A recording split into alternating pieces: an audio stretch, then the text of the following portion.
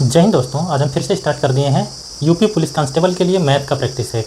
इस practice set में हम 20 प्रश्नों को ले रहे हैं जो पहले पूछे गए प्रश्न हैं। पीवाईक्यू टाइप के प्रश्न हैं, वो कई प्रैक्टिस सेटों में कई एग्जाम के डेट में पूछे हुए हैं, तो उनको मैंने सही क्रम में लगा दिया है कि पहले आसान वाला फिर थोड़ा टफ टाइप का, इस तरीके से हमने लगा दिया हुआ है।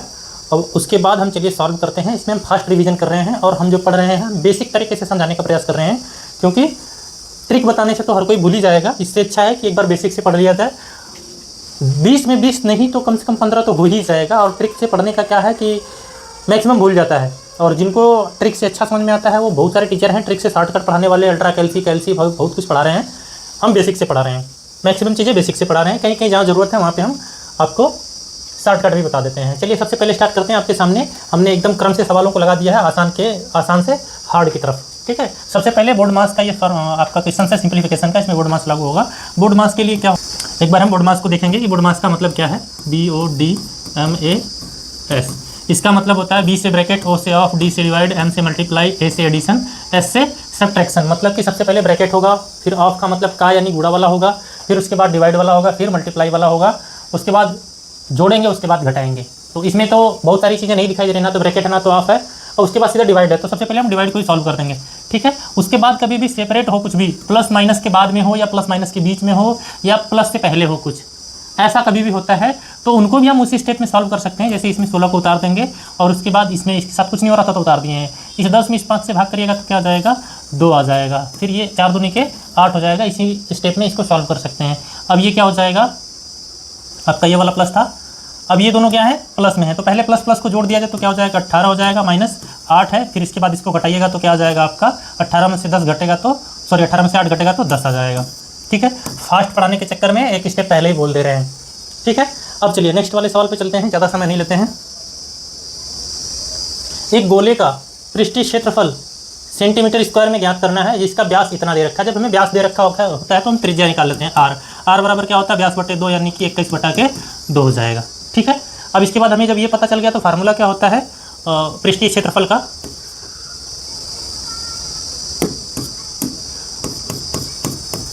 गोले का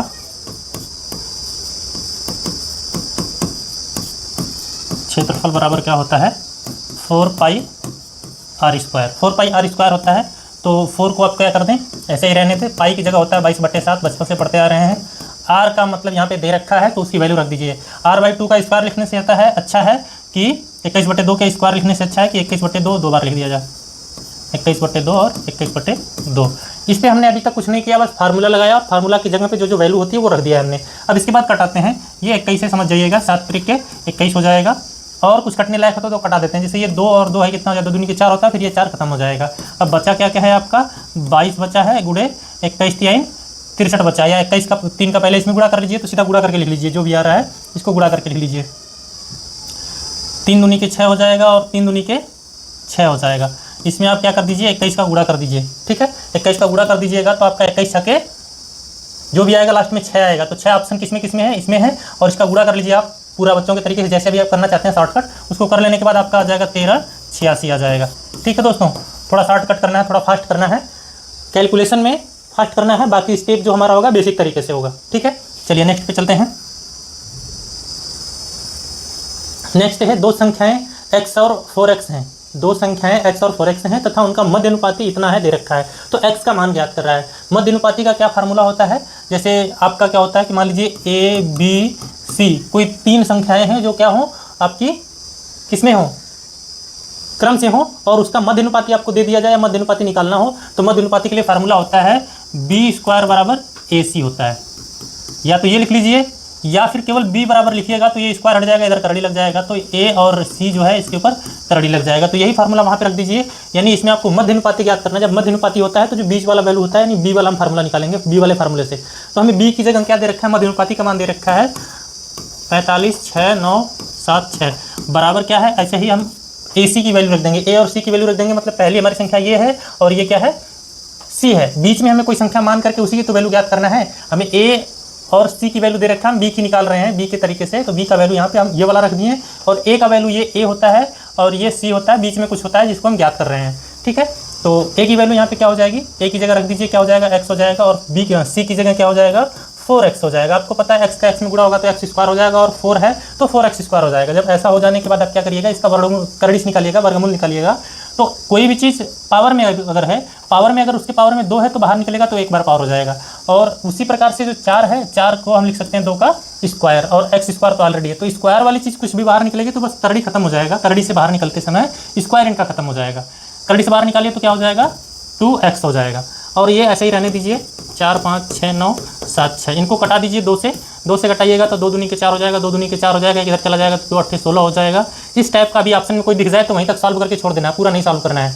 2 2 8 किसी में दिखाई दे रहा है, और भी है, और भी आगे कटाना पड़ेगा आपको। तो फिर ये कितना हो जाएगा, 2 चौक के 8 हो जाएगा, ये 17 हो जाएगा, तो कितना हो जाएगा, 2 8 16 हो जाएगा, 2 8 16 हो जाएगा।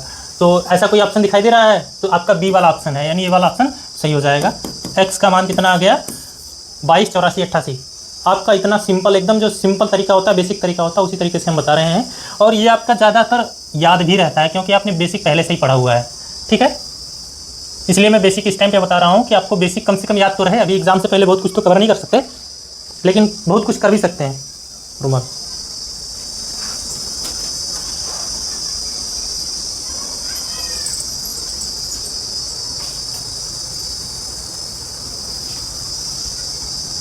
इस पॉकेट में होगा क्या, इस पॉकेट में देखो ना, तो इसमें क्या है,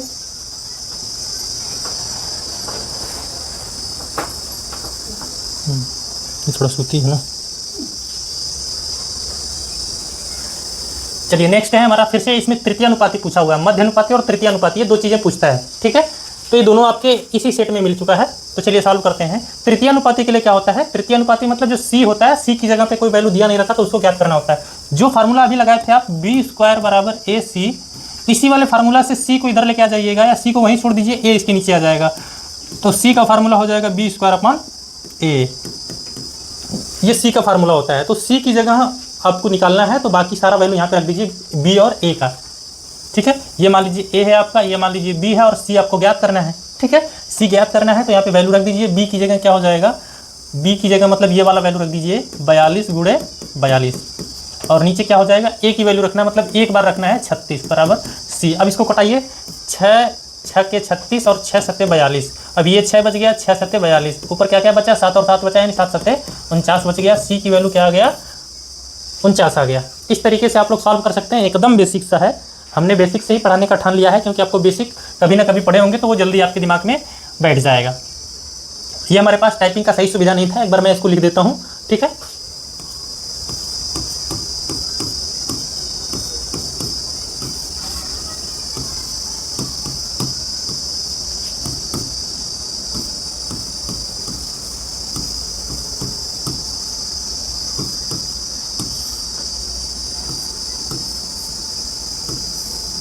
ठीक है, अगर वो अच्छे से नहीं दिख रहा होगा तो अब अच्छे से दिखने लगा होगा, ठीक है।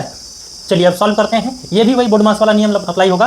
सबसे पहले ब्रैकेट सॉल्व होता है, ब्रैकेट में भी सबसे पहले छोटा ब्रैकेट, फिर मझला ब्रैकेट, फिर बड़ा ब्रैकेट, और उससे भी पहले अगर बार ब्रैकेट होता तो बार ब्रैकेट को सॉल्व कर लेंगे। यहाँ पे बार ब्रैकेट नहीं है, सबसे पहले छोटा ब्रैकेट है तो इनको हम सबसे पहले सॉल्व कर लेंगे। बाकी को वैसे ही उतारेंगे जब अगर सॉल्व करने लायक कुछ नहीं है तब। अगर कुछ ब्रैकेट में होगा तो सेपरेट होगा तो उसको सॉल्व कर लीजिएगा। जैसे ये 27 तरीके आप सॉल्व कर सकते हैं, ठीक है। तो आपका क्या हो जाएगा, ये गुणा कर लीजिए, 3 7 21 को 1 हो जाएगा, और 3 दूनी के 6, 6 2 8 हो जाएगा, 81 होता है डायरेक्ट वे। आपका ये हो जाएगा, ये डायरेक्ट अगर भाग हो रहा है तो भाग कर लीजिएगा, ठीक है। तो कितना हो जाएगा, 3 का 3 में भाग करिएगा तो 1 हो जाएगा, फिर गुणे हो जाएगा।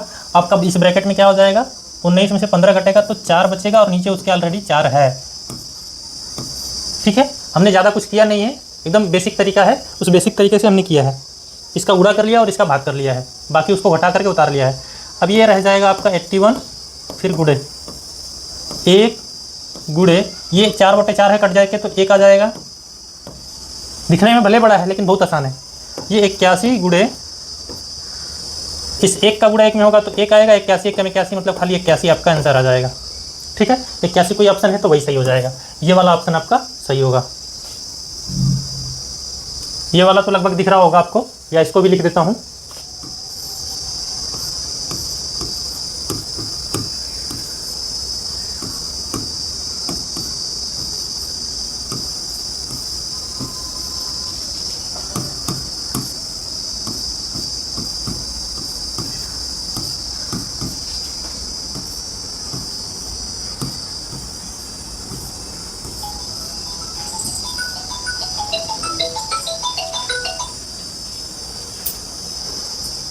चलिए अब सॉल्व करते हैं।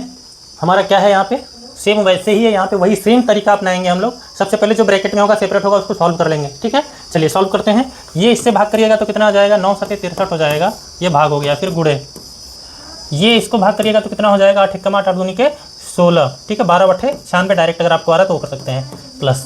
अब उसके बाद ये 11/4 है तो इसको वैसे ही रहने दीजिए 11/4, ये कोई चेंजमेंट नहीं होगा।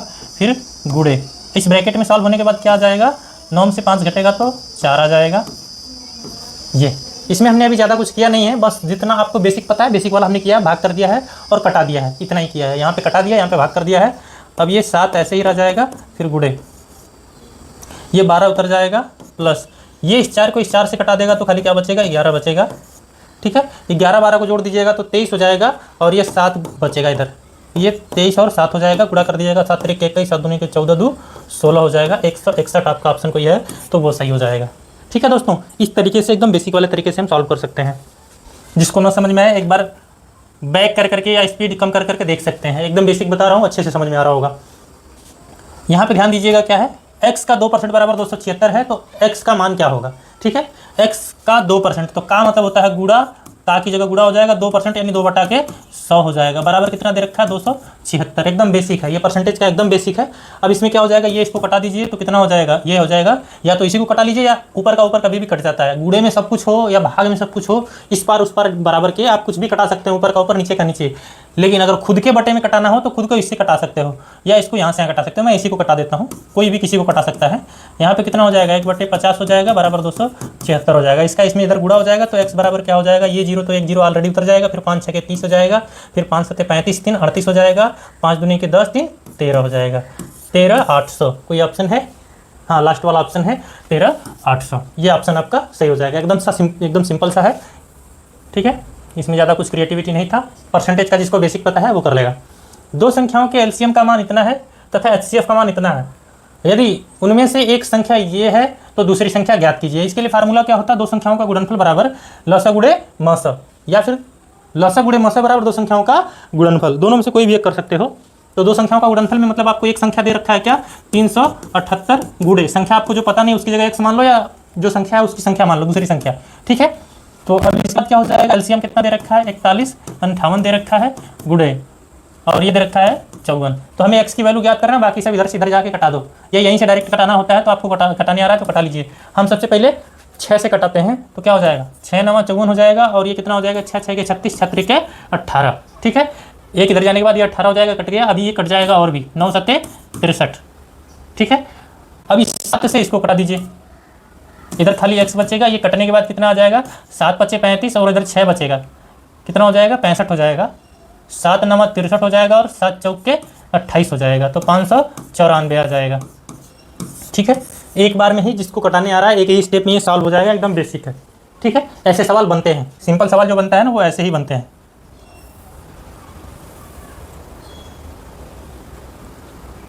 ये 2 बार आ गया क्या सवाल।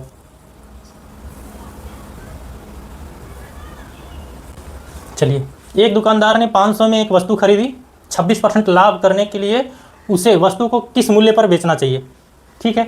अब ये 500 की वस्तु है, इन्होंने खरीदी है, यानी क्रय मूल्य है, कास्ट प्राइस है, सीपी है, ठीक है। आपको जब सीपी 500 रुपया है तो उस पर 26% लाभ में अगर आपको क्या करना है, बेचना है, तो या तो 500 का 26% निकाल के 500 में जोड़ दीजिए, या 500 का ही 26% प्लस हुआ है, अधिक करना है आपको, अधिक कमाना है तो आप क्या कर दीजिए, 500 का ही 126% निकाल लीजिए। 500 तो ऑलरेडी 100% है, 500 का 126% निकाल लीजिएगा तो वही जो वैल्यू आएगी वही ये पूछ रहा है कि 26% जब हम क्या करें लाभ पर बेचें तो 26% लाभ पर बेचने का मतलब 100% की वैल्यू 126% की वैल्यू पर बेचना है, 100% की वैल्यू को। तो ये 500 दे रखा है, 500 का आपको क्या करना है, 126% निकालना है। जब ये करिएगा तो क्या हो जाएगा, 500 गुणे 126 को 126/100 लिख देंगे। अब इसको कटा लीजिए, ये 2 0 से 2 0 कट जाएगा और इसका इसमें गुणा कर दीजिए तो 5 6 के 30 हो जाएगा। 5 दूनी के 10 3 13 हो जाएगा। 5 1 5 1 6 हो जाएगा, 630 आ जाएगा। ये वाला ऑप्शन आपका है, मतलब जो 500 की वस्तु है उसको आपको 630 में बेचना पड़ेगा, ठीक है। चलिए नेक्स्ट चलते हैं। गोपाल ने 152 कुर्सियां बेची और उसे 76 कुर्सियों के विक्रय मूल्य के बराबर लाभ प्राप्त हुआ। उसका लाभ प्रतिशत ज्ञात करना है। तो सबसे पहले आपको क्या करना है कि कुर्सियां इन्होंने बेची है, जब बेची है तो सेलिंग प्राइस, एक कुर्सी का सेलिंग प्राइस आप मान लीजिए कितना, एक कुर्सी का SP कितना मान लिया आपने, माना एक कुर्सी का SP बराबर 1 रुपये। ठीक है, आपने अगर एक कुर्सी का 1 रुपया मान लिया है तो इन्होंने 152 कुर्सियाँ बेची हैं, तो 152 कुर्सी का सेलिंग प्राइस कितना हो जाएगा, 152 कुर्सी का, माइक चालू है ना, हाँ, 152 कुर्सी का SP सेलिंग प्राइस। अगर एक कुर्सी को आपको 1 रुपया में बेचना है तो 152 का कितना बेचेगा, 152 में। ठीक है, अब प्रश्नानुसार आपको क्या बता रहा है,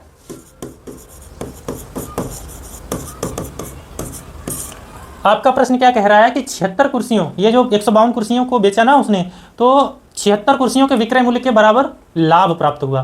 ठीक है, तो अब आपको क्या करना है, जब 76 कुर्सियों के बराबर लाभ प्राप्त करना है तो पहले 76 कुर्सियों का क्रय मूल्य तो जानिए। 76 कुर्सियों का क्रय मूल्य कितना होगा, 76 का विक्रय मूल्य यानी SP। ठीक है, 76 का SP कितना हो जाएगा, अगर एक कुर्सी 1 रुपया का है तो 76 का विक्रय मूल्य यानी सेलिंग प्राइस कितना हो जाएगा, 76 हो जाएगा। अब आपको क्या पता चल रहा है कि इनका जो बोल रहा है कि इनके 76 का इसके बराबर है, तो अभी आपको जो 76 का सेलिंग प्राइस है और 152 का सेलिंग प्राइस है, इनमें कितना लाभ हो रहा है। अगर ये 76 का है तो इसमें बोल रहा है कि इसके कितना लाभ हो रहा है, 76 कुर्सियों के विक्रय मूल्य के बराबर लाभ प्राप्त हो रहा है। तो कितने का लाभ प्राप्त हो रहा है, 152 कितना कर दीजिएगा, इसको लाभ कितना हुआ,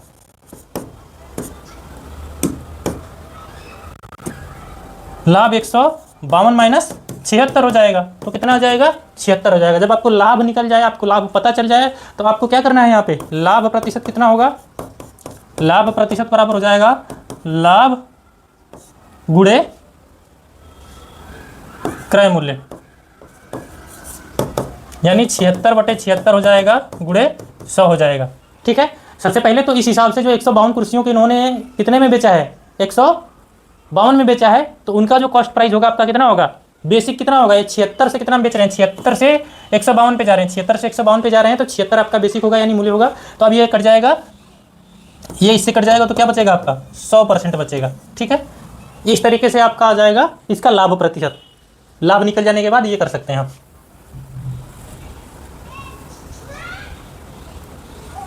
चलिए नेक्स्ट हो जाएगा, एक खाद्य पदार्थ 30 और 20% की 2 क्रमिक छूटें प्रदान करता है। एक खाद्य पदार्थ पर 2 प्रकार की ये छूट है, 30% और 20%। एक व्यक्ति ने खाद्य पदार्थ के लिए 844 रुपये का भुगतान किया, खाद्य पदार्थ की बिल राशि कितनी है। ठीक है, तो सबसे पहले जो 30% और 20% का 2 क्रमागत छूट दिया है, इनको एक क्रमागत छूट में, एक छूट में कैसे बदल देंगे, तो जब कभी भी 2 क्रमिक छूट होता है तो उसका फार्मूला क्या होता है, 2 क्रमिक छूट का जो एकल छूट होता है ना, उसके लिए क्या फार्मूला होगा, x प्लस वाई और x plus Y minus X गुणे वाई बटा के 100 होता है। इस फार्मूले पे पहला कितना है, 30 है प्लस 20 है, बराबर हो जाएगा 30 गुणे 20 बटा के 100 हो जाएगा। इसको आप दोनों जीरो कटा दीजिए, 3 दूनी के 6 हो जाएगा, ये 50 हो जाएगा, माइनस 6 कर दीजिए, तो 50 में से 6 घटेगा तो कितना आ जाएगा, 44 आ जाएगा। मतलब कि अब वो क्या कर रहा है कि एक ही 44% का एक छूट अगर माना जाए, तो ये क्या बता रहा है कि एक व्यक्ति ने खाद्य पदार्थ के लिए 844 रुपये का भुगतान किया, तो पदार्थ का बिल राशि मतलब कि कॉस्ट प्राइस कितना था, कितने पे उसको 44% लाभ करके बेचा है। ठीक है, एक व्यक्ति ने खाद्य पदार्थ इतना रुपया का भुगतान किया है, उसको छूट कितनी इसमें मिली थी, 44% मिली थी, तब इसने क्या किया है, 844 रुपया पे किया है। तो अगर इसको ये 44% का छूट न मिलता, 44% का छूट न मिलता तो इसको कितने में मिलता, 100% की वैल्यू में मिलता है, लेकिन यहाँ तो 100% पे 44% छूट दे दिया गया है। जब 100% पे 44% छूट दे दीजिएगा तो कितने परसेंट का हुआ, छूट देने के बाद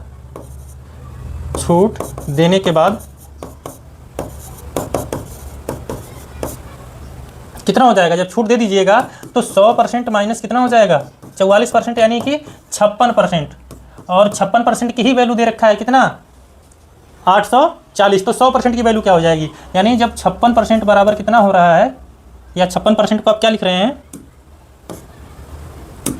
56% बराबर कितना हो रहा है, 840, तो 100% के लिए क्या हो जाएगा, 100% के लिए हो जाएगा 840 बटा के ये 56 हो जाएगा, गुणे 100 हो जाएगा 100% की वैल्यू निकालने के लिए। तो कितना हो जाएगा, ये 56 है, कटाइए इसको, तो कितना कटेगा, ये कितना से कटेगा, 8 से कटाइए तो कितना हो जाएगा, ये हो जाएगा 8 एक कम 8 0 और 8 बचे 40 और नीचे क्या हो जाएगा 8 सते 56, ये 7 बचा गुड़े 100 और कुछ कट रहा है तो कटाइए, 7 से कटाइएगा तो कितना हो जाएगा ये 7 एक कम 7 3 बचेगा तो यहाँ 35 हो जाएगा, 7 बचे 35 यानी वैल्यू कितना आ जाएगा 100 का इसमें गुणा कर दीजिएगा तो आपका आ जाएगा 1500। ठीक है, थोड़ा लिखने में लिखने की राइटिंग गड़बड़ हो तो समझ जाइएगा आप लोग। ये हम कर सकते हैं। सबसे पहले जो क्रमिक छूट होती है क्रमिक छूट का फार्मूला लगा दीजिएगा, उसके बाद आपको पता चल गया कि 44% छूट दे रहा है, यानी 100% की वैल्यू थी उसको 44% छूट देने के बाद 56% की जो वैल्यू है वो कितनी है 840 है। अब यहाँ से आप क्या कर दीजिएगा 100% की वैल्यू निकाल लीजिएगा, ये तो आपको आता ही होगा 100% की वैल्यू निकालना।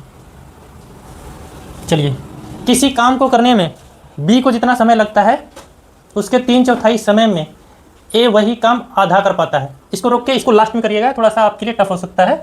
हम थोड़ा आसान वाला पहले कर लेते हैं। ठीक है, तो पहले जो हम बोल रहे थे कि एक सीक्वेंस में लगाया गया है तो ये सीक्वेंस से थोड़ा अलग हो गया है, पहले हम बाकी को कर लेते हैं। क्या है,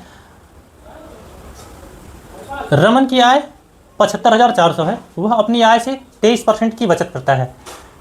यदि उसकी आय में 27% की वृद्धि होती है तो व्यय में 50% की वृद्धि होती है। मतलब अगर उसकी आय में 27% की वृद्धि हुई तो व्यय में भी 50% की वृद्धि हो गई, तो उसकी बचत में क्या होगा, बचत क्या होगी। ठीक है, चलिए सबसे पहले उसकी क्या है आय, आय बराबर कितना दिया है 75,400। अब इसमें क्या बता रहा है अपनी आय में से वो 23% क्या करता है बचत करता है, तो बचत कितना हो जाएगा,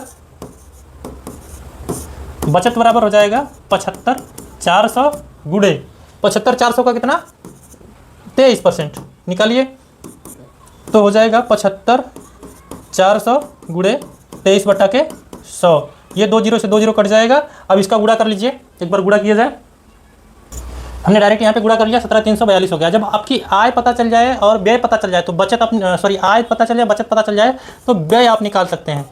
व्यय कितना हो जाएगा 75,400 माइनस 17,342 कितना आ जाएगा, ये आपका घटा दीजिए। तो 10 में से 2 घटेगा तो 8 हो जाएगा, 9 में से 4 घटेगा तो 5 हो जाएगा, यहाँ 3 है 3 में से 3 घटेगा तो 0 बचेगा, 5 में से 7 यानी 15 में से 7 घटाइएगा तो 8 बचेगा, फिर यहाँ 6 बचा, 6 में से घटेगा तो 5 हो जाएगा। ये आपका आ गया क्या व्यय। ठीक है, ये तो पहले कंडीशन है। अब इसके बाद क्या बताया जा रहा है, इसमें कुछ परिवर्तन हो रहा है। परिवर्तन हो रहा है तो क्या हो रहा है कि 23% की बचत कर रहा है। यदि उसकी आय में 27% की वृद्धि कर दी जाए तो चलिए करिए वृद्धि। कितनी आय थी पहले, अब नई आय याद करिए, नई आय निकालिए। नई आय क्या हो रहा है, इसका जो 75,400 था ना उसी का ये बढ़ा दिया है कितना 27%। तो 75,400 का 27% बढ़ा देने का मतलब कि कितना हो जाएगा 127%। 127% निकाल लीजिए तो कितना आ जाएगा, डायरेक्ट निकाल लीजिए। इसको क्या कर देना है 75,400 गुणे 127/100 हो जाएगा। ये 2 0 से 2 0 कट जाएगा 158। ठीक है, यहाँ पे हमने गुणा करवा लिया है डायरेक्ट, आप लोग गुणा कर लीजिएगा। ठीक है, अब ये आ गया नई आय। ठीक है, अब उसके बाद क्या हो रहा है, यदि व्यय में 50% की वृद्धि कर दी जाए। पहले व्यय इसकी कितनी थी, पहले व्यय थी 58 थी, तो पहले नई व्यय ज्ञात करें।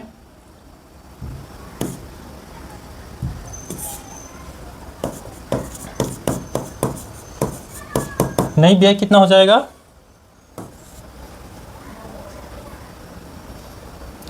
58,058 में इसमें क्या हो रहा है कि 50% की वृद्धि हो रही है, तो 50% की वृद्धि कर दीजिए तो 150% हो जाएगा।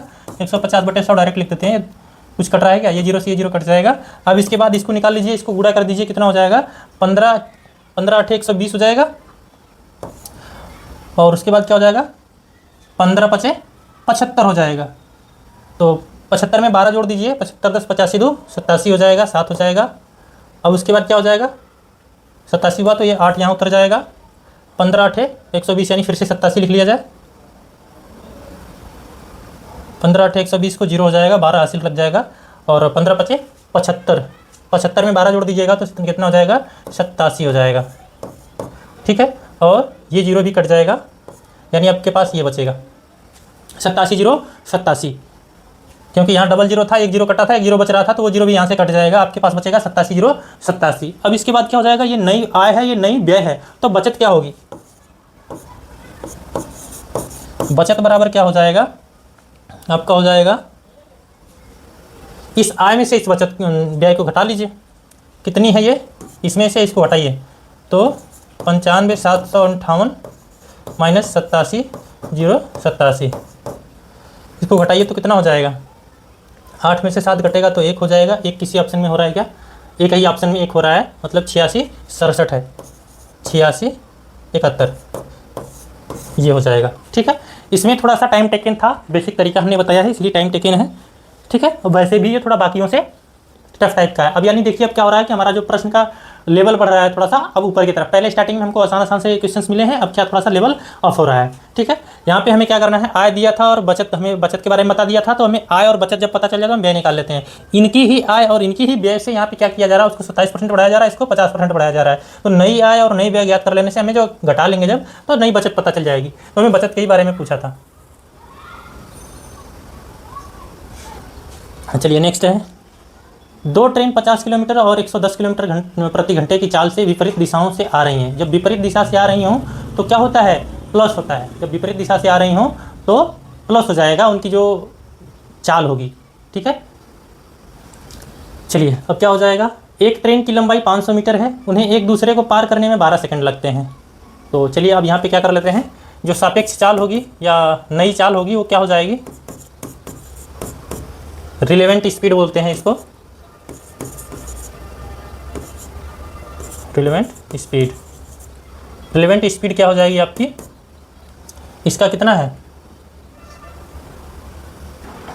चलिए इनकी रिलेवेंट स्पीड यानी जो सापेक्ष चाल होगी वो क्या आ जाएगी आपकी, इनकी दोनों चालें जुड़ जाएंगी। जब विपरीत दिशा में चल रही हो ना तो दोनों की चालें जुड़ जाएंगी, तो क्या हो जाएगा 50 प्लस 110 हो जाएगा, तो कितना हो जाएगा 160 किलोमीटर प्रति घंटा होगा।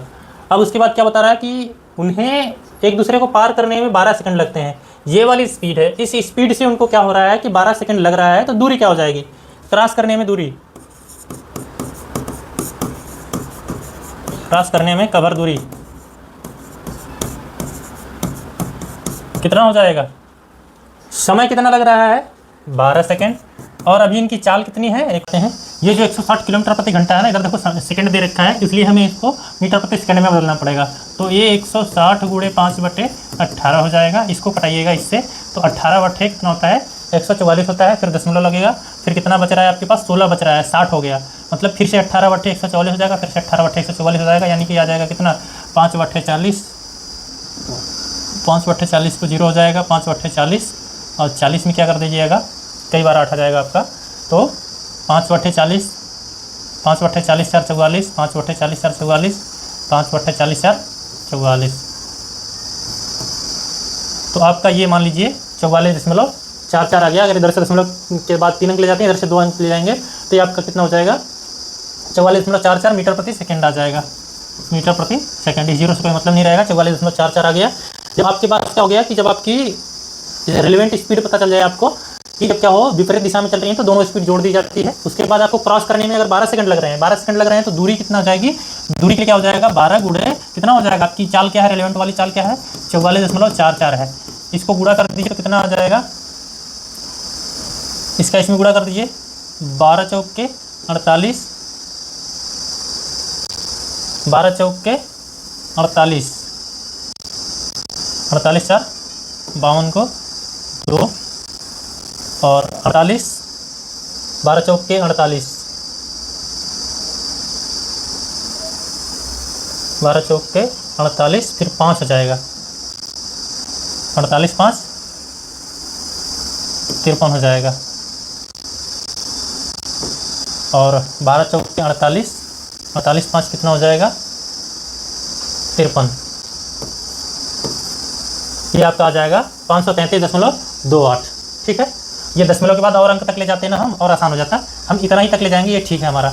ठीक है, क्रॉस करने में कवर दूरी, ठीक है, दूरी आपकी ये हो गई 533.x। अब इसके बाद क्या बताया जा रहा है कि दूसरी ट्रेन की लंबाई दशमलव के 2 स्थान तक ज्ञात कीजिए। लंबाई ज्ञात करना है तो क्या हो जाएगा, यहाँ पे कुल दूरी कितना हो जाएगा,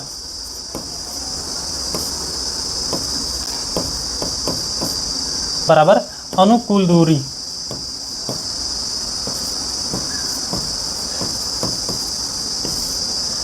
कुल दूरी क्या क्या हो जाएगी, किसकी किसकी दूरी हो जाएगी। कुल दूरी आपकी ये मान लीजिए कितना हो रही है,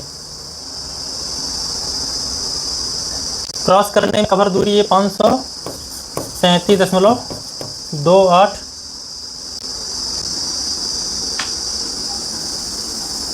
उसके बाद रखा है 533.28 हो जाएगा कुल दूरी। अब उसके बाद इधर कुल दूरी क्या हो जाएगी, ये 500 है, 500 मीटर किसकी है, एक ट्रेन की लंबाई है। 500 मीटर एक ट्रेन की लंबाई है, प्लस दूसरे ट्रेन की आप मान लीजिए x है। ये हो जाएगा पहली वाली ट्रेन की लंबाई और दूसरे वाली ट्रेन की लंबाई हो जाएगी। और उसके बाद कुल दूरी यहाँ पे कैसे हो जाएगा, अब ये जो निकाला है आपने अनुकूल वाला, ठीक है, अनुकूल वाला जो निकाला है इसके अनुसार आपकी जो निकाले हैं इस तरीके से आपका हो जाएगा। अब ये इधर आके घट जाएगा तो x बराबर क्या बचेगा, 33.28। इसके नज़दीक हो कोई दशमलव वाली बात है तो इसके बाद दशमलव के बाद कोई इसके लगभग हो 33.28 के लगभग, तो वही वाला आंसर सही हो जाएगा। 33.33 एक ही ऑप्शन है, 33.33, तो लग ये इतना है। ठीक है दोस्तों, इस तरीके से हम कर सकते हैं। सेम वही तरीका अगर इस टाइप का कभी भी आता है तो उसमें लगा देना है। 75 किलोमीटर प्रति घंटे की चाल से चलने वाली एक ट्रेन समान दिशा में 30 किलोमीटर प्रति घंटा की चाल से चलने वाली दूसरी ट्रेन को 108 सेकंड में पार कर सकती है। यदि तेज चाल से चलने वाली ट्रेन की लंबाई 950 मीटर है तो धीमी चाल से चलने वाली ट्रेन की लंबाई ज्ञात करना है। ठीक है, इसमें आपकी रिलेवेंट स्पीड क्या हो जाएगी, रिलेवेंट स्पीड हो जाएगी कितनी, इसमें जब क्या हो रहा है कि समान दिशा में चल रही हो, जब समान दिशा में चल रही हो तो इनकी चाल को घटा दिया जाएगा। 75 और 30 है, 75 माइनस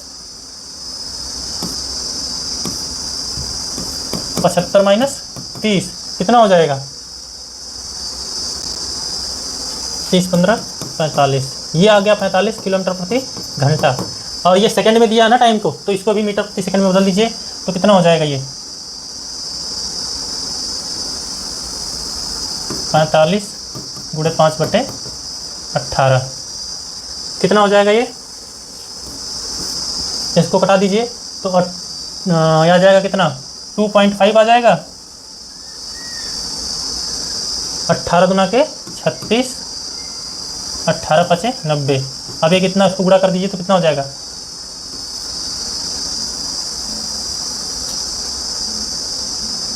18 गुना के 36, 95, 18 5 90, ठीक है। 5 5 25, 5 दूनी के 10, 10 2 12, ये 12.5 मीटर प्रति सेकेंड, 12.5 मीटर प्रति सेकेंड इसका ये आ गया रिलेवेंट स्पीड। अब इसके बाद क्या करना है हमें कि 108 सेकेंड में पार कर रही है, तो अभी इसका क्या होने वाला है, 108 सेकेंड में पार की है यानी क्रॉस करने में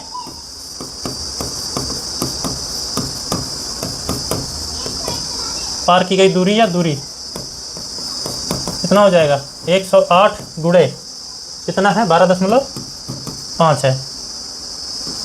गुणा कर दीजिए इनका, डायरेक्ट गुणा करके देखिए कितना आ रहा है सभी का। हम इधर मल्टीप्लाई करते हैं,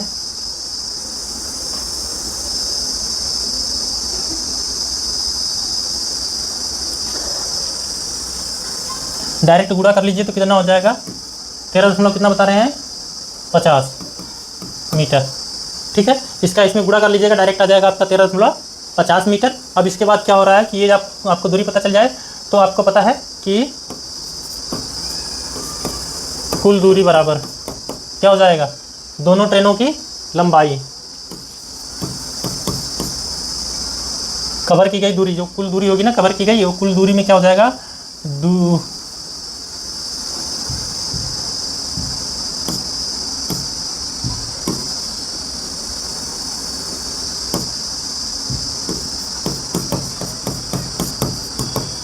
दोनों ट्रेनों की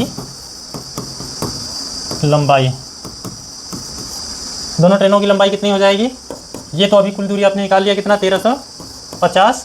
अब इसके बाद दोनों ट्रेनों की लंबाई कितनी हो जाएगी, एक ट्रेन की तो दे रखा है 950 प्लस इसको मान लेना है x जिसकी नहीं दे रखा है, दूसरी ट्रेन की पूछ रहा है ना धीमी की, तो उसका हमने x मान लिया, ये इधर आ जाएगा तो x बराबर क्या हो जाएगा, इसको घटा लीजिए कितना हो जाएगा, 9 4 13 450 हो जाएगा। ये आपको दूरी पता चल गया है। सेम यही काम ऊपर वाले में हमने किया है और यहाँ पे भी कर दिया है। मल्टीप्लाई जिसका जितना फास्ट होगा उसका उतना जल्दी आंसर आएगा। चलिए यहाँ पे ध्यान देते हैं, यदि समान ब्याज दर पर 2 वर्ष में साधारण ब्याज 40 रुपये तथा चक्रवृद्धि ब्याज 44 रुपये प्राप्त होता है तो मूलधन ज्ञात कीजिए। इसके लिए क्या करना होता है, आपको पता है कि हमने बता रखा है कि क्या करना होता है। जो एसआई और सीआई होता है, एसआई और सीआई में क्या होता है कि प्रथम वर्ष के लिए एसआई और सीआई दोनों समान होता है। प्रथम वर्ष के लिए एसआई और सीआई समान होता है, तो उस हिसाब से हमारा क्या होगा, ये 2 साल का आपको क्या दे रखा है, एसआई दे रखा है। तो प्रथम ईयर का यानी फर्स्ट ईयर का कितना हो जाएगा, 2 साल का 40 है तो 1 साल का कितना हो जाएगा, 20 हो जाएगा एसआई। जब पहले वर्ष का 20 है तो सीआई भी उतना ही होगा, पहले वर्ष का ब्याज कितना होगा, 20 होगा। जो सेकेंड ईयर का क्या होगा, सेकेंड ईयर का हो जाएगा इसका तो 20 हो जाएगा, लेकिन इसका 20 तो आएगा प्लस ये जो पहले वर्ष का ब्याज है ना, इसके ऊपर भी ब्याज लगेगा। तो यहाँ पे कितना हो रहा है, यही तो इसका अंतर ज्ञात कर लीजिए। अंतर कितना है, 44 माइनस 40 बराबर 4। तो ये जो 4 का अंतर आया है ना, ये कहाँ से अंतर आया है, इस 20 के ऊपर ब्याज मिला है, यानी तो यही वाला आपको 4 मिला है। तो उस 20 के ऊपर जो ब्याज 4 मिला है उस पर हम रेट पता कर लेते हैं, वहीं से हमें रेट का पता चल जाएगा। ये कितना है, ये जो पहले वर्ष का ब्याज है, इस ब्याज के ऊपर जो ब्याज लगा है उस तरीके से वो अगर पी मान लिया जाए तो कितना हो जाएगा, एसआई बराबर PRT बटा के 100 वाले फार्मूले से एसआई कितना आ रहा है, 4 आ रहा है। किस पे, 20 पर। जो अभी प्रिंसिपल हमारा कितना है, 20 पर 4 आ रहा है, और टाइम कितना है, 1 वर्ष। आर हमें ज्ञात करना है, आर को रोक के रखिए, ठीक है। ये जो 20 रुपये पे 4 रुपये आ रहा है ना, यही तो अंतर आया था। तो यही जो आ रहा है ये कैसे आया है, किस रेट पर आया है, समय तो दिया है, सब कुछ तो दिया है, लेकिन रेट कौन सा वो ज्ञात करना है। ये 0 से ये 0 कट जाएगा, ये इसको कटा देगा, 2 5 10 हो जाएगा, इसका इसमें गुणा हो जाएगा, तो 5 चौक के 20 हो जाएगा। आर बराबर तो हमें पता चल गया 20, यानी इस पूरे सिस्टम में आर का वैल्यू कितना लगा हुआ है, रेट कितना लगा हुआ है, 4 का रेट लगा हुआ है। जब रेट 4 का लगा हुआ है तो हम प्रिंसिपल ज्ञात कर सकते हैं। कैसे, एसआई बराबर PRT बटा के 100। एसआई कितना दे रखा है, 2 वर्ष के लिए 40 दे रखा है, और प्रिंसिपल हमें ज्ञात करना है। आर हमें बता दिया, अब पता चल गया कितना है, यहाँ पे पूरा 20% लग रहा है, और टाइम कितना है, 2 वर्ष है, यहाँ पे 2 वर्ष दे रखा है। और उसके बाद नीचे 100 हो जाएगा, ये 0 1 0 से कट जाएगा, ये 2 दूनी के 4 हो जाएगा, इस 4 को इससे कटा दीजिएगा तो कितना हो जाएगा, यहाँ पे खाली 10 बचेगा और यहाँ पे ये 10 बचेगा। तो P बराबर आपका यहाँ खाली P बचा, ऊपर P बचा, 10 का यहाँ पे गुणा कर दीजिए, यहाँ पे 10 बचा है तो कितना हो जाएगा, 10 दाम में 100 हो जाएगा। P की वैल्यू कितना आ गया, 100 आ गया। इस तरीके से हम निकाल सकते हैं, एकदम सिंपल तरीका है। थोड़ा सा ये टफेस्ट टाइप के सवालों में आते हैं। चलिए, मनोज के पास 1224 रुपये हैं, उन्होंने इसे अपने पुत्र आनंद और अनिल के बीच में बांट दिया और इसे वार्षिक रूप से चक्रवृद्धि ब्याज 4% वार्षिक दर से निवेश करने को कहा। ठीक है, जब निवेश करने को कहा तो यह देखा गया कि आनंद और अनिल को क्रमशः 17 और 18 वर्ष बाद समान राशि प्राप्त होती है। मनोज ने अनिल को कितनी धनराशि दी थी, मतलब उनके पिता ने कितनी धनराशि दी थी। तो चलिए ध्यान देते हैं, हमें प्रश्नानुसार एक चीज़ क्या बता रहा है, हमारा कुछ क्लू मिल रहा है। यहाँ से क्या मिल रहा है कि इन दोनों का जो है 17 और 18 वर्ष बाद क्या हो रहा है, राशि समान हो रही है, राशि समान हो रही है। तो मान लीजिए ये कौन कौन से हैं, आनंद और अनिल दोनों हैं, दोनों का ए से नाम स्टार्ट हो रहा है, तो हम ए और बी ले लेते हैं। ठीक है, ए है और बी है। तो ए का जो धन है वो कितना हो रहा है, 17 वर्षों में। ए का जो धन है प्रश्नानुसार हम कर रहे हैं, ठीक है,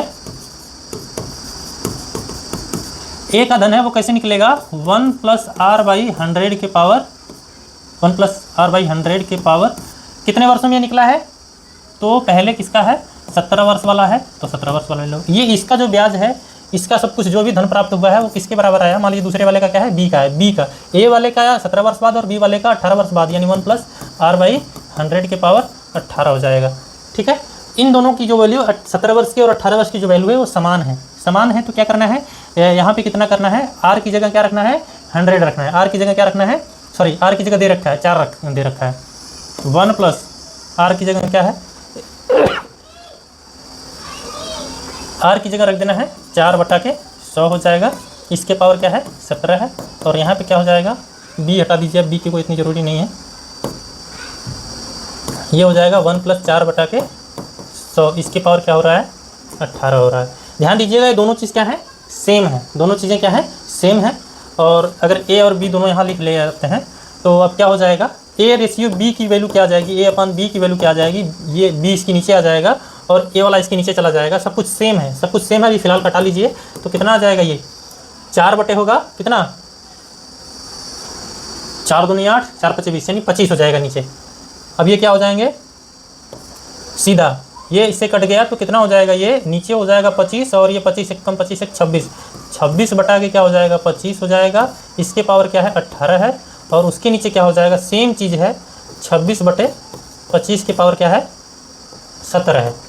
कभी भी यहाँ पे देखिएगा सेम हो पावर अलग अलग है तो सेम लिख करके उसके पावर को माइनस कर लिया जाता है। तो क्या हो जाएगा ये कुछ कटने लायक है क्या?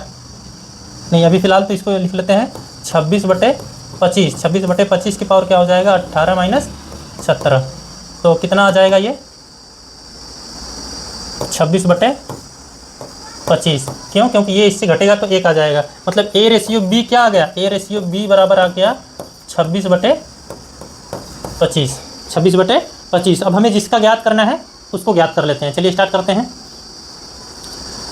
हमें जिसका ज्ञात करना है उसके अनुसार क्या हो जाएगा, B का ज्ञात करना है ना, तो हो जाएगा B का हिस्सा, यानी B का हिस्सा ज्ञात करने के लिए 25 बटे 25 प्लस 26 गुणे कितना दे रखा था इन्होंने 1224। ये सॉल्व कर लीजिए, आपका आंसर आ जाएगा। B का हिस्सा ज्ञात करना तो B को ऊपर रख लेंगे, नीचे दोनों का सम हो जाएगा, और गुणे जिसका निकाला उसका हिस्सा निकल जाएगा आपका। तो कितना हो जाएगा ये, इसको जोड़ लीजिएगा तो 51 हो जाएगा। 25 गुणे 12 24 बटा के 51 हो जाएगा। इसको आप कटा लीजिए तो कौन सा आंसर आ जाएगा आपका, 17 से कटाइए या 3 से कटा लीजिए पहले। अगर 17 से कट रहा है तो 17 से कटा लीजिए या 3 से कटा लीजिए। ये अगर पहले मान लीजिए हम 3 से कटा लेंगे तो 3 एकम 3, 3 सत्ते 21 हो जाएगा, 3 चौक के 12 हो जाएगा, 0 हो जाएगा, 3 अठे 24 हो जाएगा। 17 से आप कटा लीजिए, 17 से कट रहा है तो 17 दूना के 34 हो जाएगा, 6 बचेगा, 17 चौक के 68 हो जाएगा, यानी 24 हो गया। 25 गुणे 24 तो 25 चौक के 100 हो जाएगा, 25 दूनी के 50, 10 60, यानी 600 ऑप्शन आ गया। ये वाला ऑप्शन आपका सही हो जाएगा। यहाँ देखिएगा, ये वाला सिंपल सवाल है आपका साधारण ब्याज का। इसका डायरेक्ट हम क्या कर देंगे, SI बराबर PRT लगा देंगे, बटा के 100 हो जाएगा। SI बराबर PRT बटा के 100 हो जाएगा। मूलधन आपको दे रखा है, अवधि दे रखा है और साधारण ब्याज दे रखा है, तो जिसकी जिसकी वैल्यू दे रखा है उसकी जगह रख दीजिए 378। और हमें क्या क्या करना है, P ज्ञात करना है, तो P को छोड़ देंगे। R हमें दे रखा है कितना 9 और T दे रखा है कितना 5, बटा के 100 हो जाएगा। कुछ कट रहा है तो कटा दीजिए डायरेक्ट, ये इससे कटेगा, 9 चौक के 36 हो जाएगा, 1 बचेगा, 9 दूनी के 18 हो जाएगा। ठीक है, अब ये हो जाएगा, इसका इसमें गुणा हो जाएगा और इसके नीचे 5 हो जाएगा, भाग हो जाएगा, मतलब कि 4200 बटा के 5 हो जाएगा बराबर P। इसको भाग कर दीजिए तो कितना आ जाएगा, 5 अठे 40 हो जाएगा, 5 चौक के 20 हो जाएगा, एक 0 उतर जाएगा, 840। P बराबर कितना आ जाएगा 840 हो जाएगा। ठीक है दोस्तों, एकदम सिंपल सा सवाल था, एकदम सिंपल था। ये उसका था आपका सिंपल इंटरेस्ट का। चलिए यहाँ पे ध्यान दीजिएगा, महेश राम अनवर का औसत वजन इतना है। यदि महेश और राम का औसत वजन इतना है, राम और अनवर का औसत वजन इतना है, तो राम का औसत वजन कितना होगा। सबसे पहले पता है हमें योगफल ज्ञात करना पड़े। औसत में क्या होता है, योग होता है, औसत होता है और नंबर होता है, तो 3 चीज़ें होती हैं। तो योगफल ज्ञात करने के लिए क्या करना पड़ेगा, हमें योगफल किसका किसका हमें निकालना है। मान लीजिए हमें महेश का M हो जाएगा और R का प्लस A का। इन दोनों का योगफल कैसे निकलेगा, जो औसत होता है वो किसके बराबर होता है, औसत बराबर होता है योगफल बटा के नंबर गुणे बराबर हो जाता है औसत। तो यहाँ पे जो इसके बटे में ये 3 लोग हैं तो 3 रहेगा, ये 3 हम डायरेक्ट यहाँ ना लिख करके यहाँ पे क्या कर देंगे, इसके औसत में लिख देंगे, गुणे 3 लिख देंगे, यहाँ पे इसको ना लिखेंगे। ठीक है, अब ऐसे ही डायरेक्ट हम करेंगे, जिसका जिसका जितने लोगों का होगा, तो योगफल के लिए यही होता है, औसत गुणे नंबर, औसत गुणे नंबर। ठीक है, तो कितना आ जाएगा ये 3 छके 18 और 3 चौक के 12 एक 13। इसको समीकरण 1 बना दीजिए। सेम इसी प्रकार से क्या दे रखा है, किसका किसका दे रखा है, महेश और राम, यानी M प्लस R का दे रखा है कितना 39 गुणे 2, इसमें हो जाएगा। क्या होता है, औसत गुणे नंबर होता है, तो 2 लोग हैं तो 2 का मल्टीप्लाई हो गया, इसमें कितना हो जाएगा 2 9 18 को 8 हो जाएगा, 2 3 6 1 7 हो जाएगा। समीकरण 2 बना दीजिए। इसी प्रकार से फिर किसका किसका दे रखा है, राम और अनवर का दे रखा है, R प्लस A का दे रखा है कितना 49 गुणे, इसमें भी 2 का मल्टीप्लाई होगा क्योंकि 2 लोग हैं, तो कितना हो जाएगा 49 दूनी के 98 हो जाएगा, समीकरण 3 हो जाएगा। अब इसमें क्या करते हैं ना, हमें एलिमिनेट करना होता है। समीकरण जब भी बन जाए तो एलिमिनेट करने के लिए हमें कुछ करना पड़ेगा, तो समीकरण 2 और 3 को हम ऐड कर देंगे। जब ऐड कर देंगे तो क्या हो जाएगा, वो पहले वाले के जैसा कुछ बन जाएगा, फिर उनको हम जोड़ घटा लेंगे तो कुछ कट जाएगा। ठीक है, तो समीकरण 1 और 2 करिएगा तो क्या हो जाएगा, M तो उतर जाएगा, R 2R हो जाएगा, और ए उतर जाएगा, 2r प्लस ए। अब इन दोनों को ऐड कर दीजिए तो कितना हो जाएगा, 8 8 16 को 6 हो जाएगा, 9 7 16 17 हो जाएगा, 176 हो जाएगा। ये समीकरण 4 बन गया। अब समीकरण 4 और समीकरण 1 एक जैसा दिख रहा होगा आपको। समीकरण 4 और 1 एक जैसा दिख रहा है तो हम क्या कर देंगे, समीकरण 4 में से समीकरण 1 को घटा देंगे। समीकरण 4 माइनस 1 कर दीजिए तो क्या आ जाएगा, इसी में से डायरेक्ट यहाँ लिख के घटा दीजिए तो क्या हो जाएगा, m प्लस r प्लस ए बराबर कितना है, 138 है। इनको घटा दीजिएगा तो माइनस माइनस माइनस हो जाएगा। ये m से माइनस प्लस है तो खत्म हो जाएगा, ये भी खत्म हो जाएगा। 2r में से r घटेगा तो r बचेगा, और यहाँ पे 6 में से 16 में से 8 घटेगा तो 8 हो जाएगा ये, और यहाँ पे 6 है, 6 में से 3 घटेगा तो 3 हो जाएगा। r बराबर क्या आ गया, 38। यानी राम का वजन कितना है, 38 है। राम का वजन 38 है तो कौन सा ऑप्शन सही होगा, ये वाला ऑप्शन सही हो जाएगा। राम का वजन पता चल गया कितना, 38 हो गया। ठीक है, इस तरीके से हम लोग सॉल्व कर सकते हैं। सिंपल सवाल था ये, बेसिक सा तरीका था हमारा। ठीक है, अब चलिए जनवरी फरवरी मार्च और अप्रैल में रमेश का व्यय इतना इतना इतना है, व्यय दे रखा है। इन 4 महीनों के दौरान औसत व्यय क्या होगा, तो सभी को जोड़ करके बटे 4 कर दीजिए। सभी को जोड़ करके बटे 4 कर दीजिए तो औसत व्यय बराबर हमारा पता चल जाएगा क्या होगा। 4 महीने का था इसलिए हम 4 कर रहे हैं। जितना बार होता है, जितने मंथ का होता है, जितना समय संख्या होता है उनका हम उसमें भाग करते हैं। औसत बराबर योगफल में औसत व्यय। औसत व्यय बराबर क्या हो जाएगा, 28,312 28,312 प्लस 32,252 32,252 प्लस 25,012 25,012 प्लस 33,500 33,500 बटा के 4 है तो 4 कर दीजिए। इनको सबको जोड़ दीजिए। जोड़ देने के बाद कितना आ जाएगा, 0 2 2 2 यानी 6 हो जाएगा लास्ट में। फिर ये इसका 0 हो जाएगा, 1 हो जाएगा, 1 5 6 हो जाएगा, 6 1 7 हो जाएगा। ठीक है, तीसरा डिजिट देख लीजिए, 5 0 5 2 7 7 3 10 10 को 0 हो जाएगा, 3 5 8 8 2 10 कौन से चौथे नंबर का कर रहे हैं, चौथे नंबर का 3 3 5 8 8 2 10 10 3 10 8 18 कहीं गड़बड़ हो रहा है क्या। तीसरे वाला का पहले देख लीजिए, 5 0 2 5 2 7 7 1 7 3 10 तीसरे वाला ही गड़बड़ हो गया हमारा। ठीक है, दूसरा वाला तो क्या था, पहले दूसरा से कंफर्म कर लीजिए, 0 1 1 5 6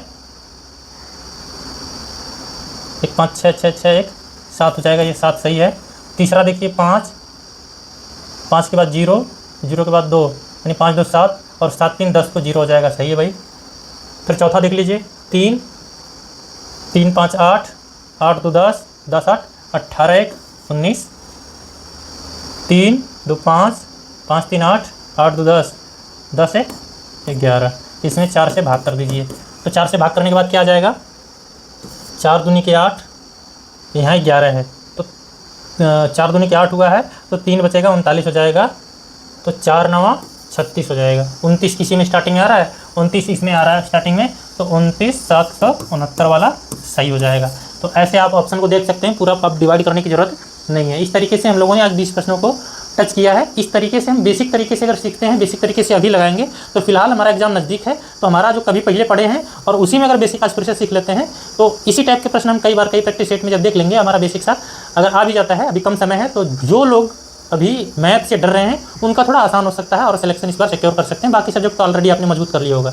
यूपी पुलिस कांस्टेबल के लिए बाकी सब्जेक्ट आपका जो हिंदी और रीजनिंग है, हिंदी और रीजनिंग आपको सिलेक्शन के नज़दीक पहुंचाती है, तो इन पे आपका ऑलरेडी कमांड होना चाहिए। मैथ के लिए हमने बता दिया कि इस तरीके से अगर आप लग रहा है कि सिलेक्शन से दूर हैं तो इस तरीके से आप सिलेक्शन के पास आ सकते हैं। और हम सेलेक्टेड हैं, सिलेक्शन का क्या तरीका है वो हम अच्छे से बताएंगे। सिलेक्शन है, सेलेक्टेड हैं, सिलेक्शन पार कराएंगे, इस थीम से हम लेकर के आपको आगे बढ़ रहे हैं।